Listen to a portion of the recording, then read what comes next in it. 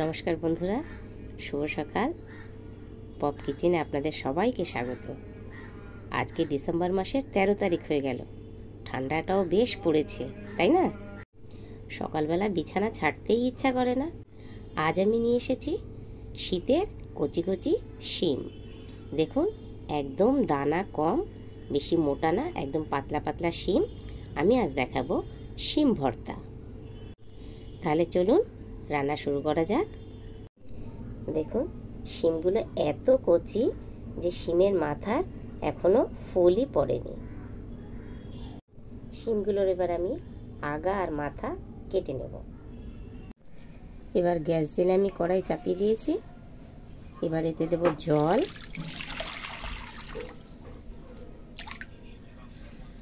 এই জলের মধ্যেই আমি দেখুন আগা মাথা শিমগুলোর কেটে নিয়েছি। এই শিমগুলো সামান্য ভাপিয়ে নেব। এবার এই জলের মধ্যে আমি দিয়ে দেব সামান্য লবণ।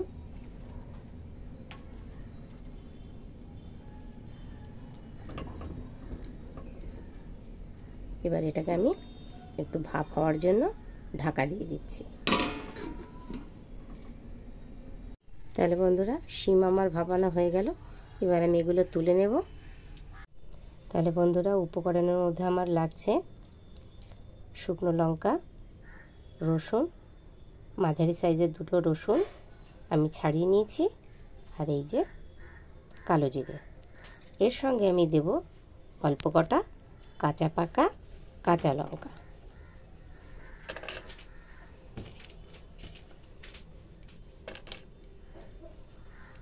এবার আমি লঙ্কাগুলোকে আর রসুনটাকে ভেজে নেব। কড়াই আমি চাপিয়ে দিয়েছি, কড়াই গরম হয়ে গেছে। এবার দিয়ে দেব আমি সর্ষের তেল।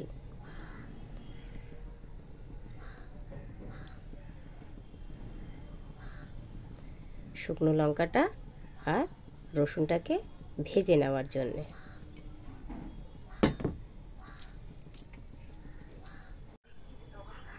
এবার আগে দিয়ে দিচ্ছি আমি লঙ্কাগুলো, লঙ্কা ভেজে তুলে নেব।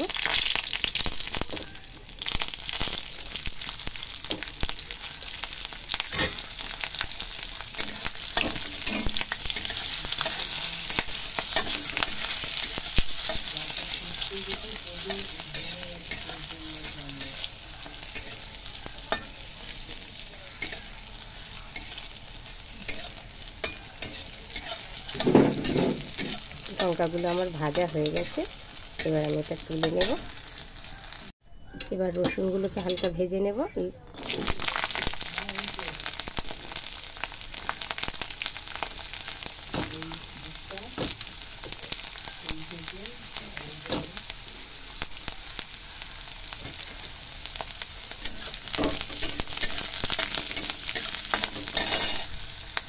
দেখুন, রসুনগুলো আমার লাল লাল করে ভাজা হয়ে গেছে। এবার আমি রসুনগুলো নামিয়ে নেব।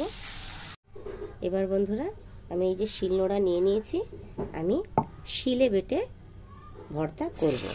এই যে ভাপানো শিম আমি নিচ্ছি। এর উপরে আমি দিয়ে দেব ভেজে রাখা লঙ্কা আর রসুন। যেহেতু আমার একটু বেশি পরিমাণে করছি, তাই আমি দুবার বাটবো অল্প অল্প করে।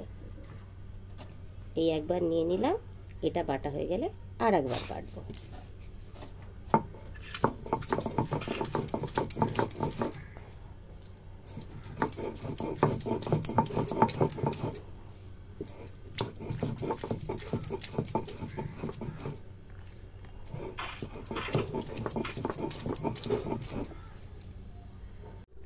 ও বন্ধুরা, ভাবলাম আমার বোধহয় দুবার লাগবে, দেখছি না, একবারেই আমার বাটা কমপ্লিট করে নিতে পারবো।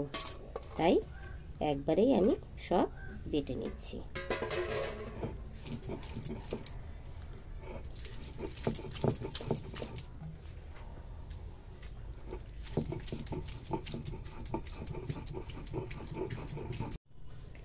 বন্ধুরা, আমি শিলনোড়ায় বেটে নিচ্ছি। যাদের সময়ের অভাব আছে তারা মিক্সিতে পেস্ট করে নিতে পারেন।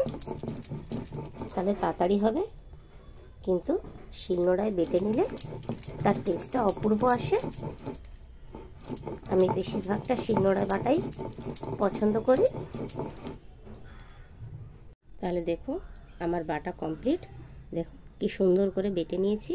এবার আমি এটা একটা পাত্রে তুলে নেব।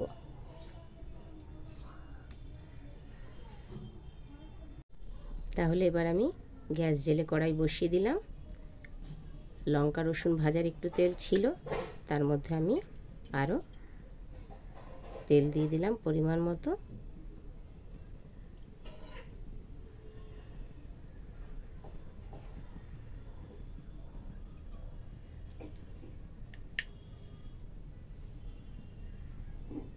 তেল আমার গরম হয়ে গেছে। এবার আমি এই তেলে দিয়ে দেব কালো জিরেটা,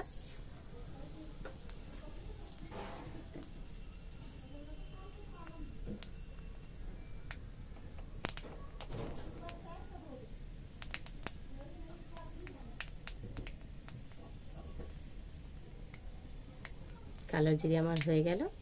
এবার এতে দেব আমি একটু হলুদ, তার কারণ যখন শিম বাটাটা দেব তাহলে সেই শিম বাটাটার চারদিকে ছিটকাবে না। এবার আমি দিয়ে দিচ্ছি শিম বাটাটা।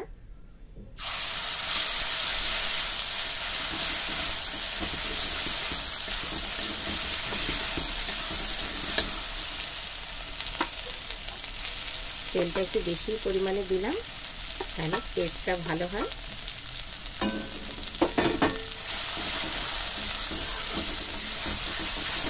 এবার আমি লক্ষ্য রাখবো যেন কড়াইয়ের নিচে না ধরে যায়।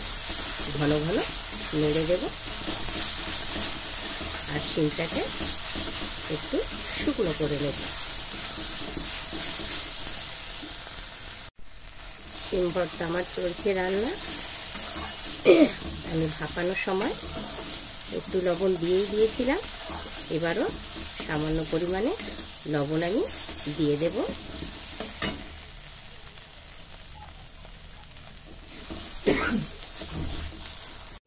শিম ভর্তা আমার কমপ্লিট, জলটা সম্পূর্ণ টেনে নিয়েছে। এবার আমি নামিয়ে দেব। গ্যাস অফ করে দিলাম। তাহলে এবার আমি তুলে নিচ্ছি।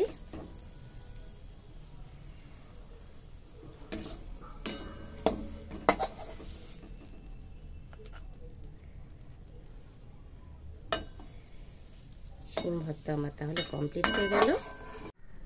আমার শিম ভর্তা আপনাদের কেমন লাগলো অবশ্যই কমেন্ট করে জানাবেন। ভালো লাগলে নিজেরাও বাড়িতে তৈরি করে খাবেন, আর অতি অবশ্যই লাইক করবেন, শেয়ার করবেন আর সাবস্ক্রাইব করতে ভুলবেন না। তাহলে টাটা।